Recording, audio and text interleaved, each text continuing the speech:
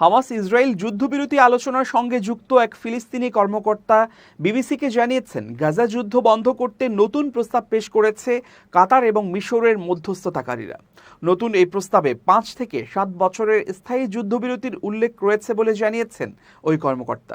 এছাড়াও সেখানে ইসরায়েলি কারাগারে বন্দী ফিলিস্তিনিদের বিনিময়ে সকল ইসরায়েলি জিম্মির মুক্তি, যুদ্ধের আনুষ্ঠানিক সমাপ্তি এবং গাজা থেকে সম্পূর্ণরূপে ইসরায়েলি সেনা প্রত্যাহারের প্রস্তাব দেওয়া হয়েছে।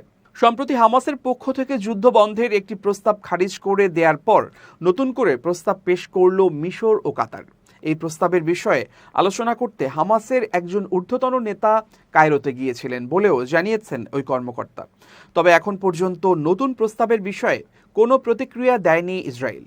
এমন এক সময় এই প্রস্তাবের কথা বলা হচ্ছে যখন গত মাস থেকে একতরফাভাবে যুদ্ধবিরতির চুক্তি ভঙ্গ করে গাজায় পূর্ণ মাত্রায় হামলা শুরু করেছে ইসরায়েল।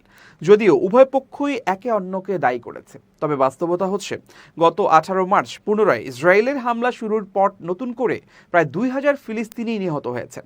নতুন এই প্রস্তাবের বিষয়ে আলাপ করতে কায়রোতে গিয়েছেন হামাসের রাজনৈতিক শাখার নেতা মোহাম্মদ দারউইশ এবং মধ্যস্থতাকারীর প্রধান খলিল আল হাইয়া।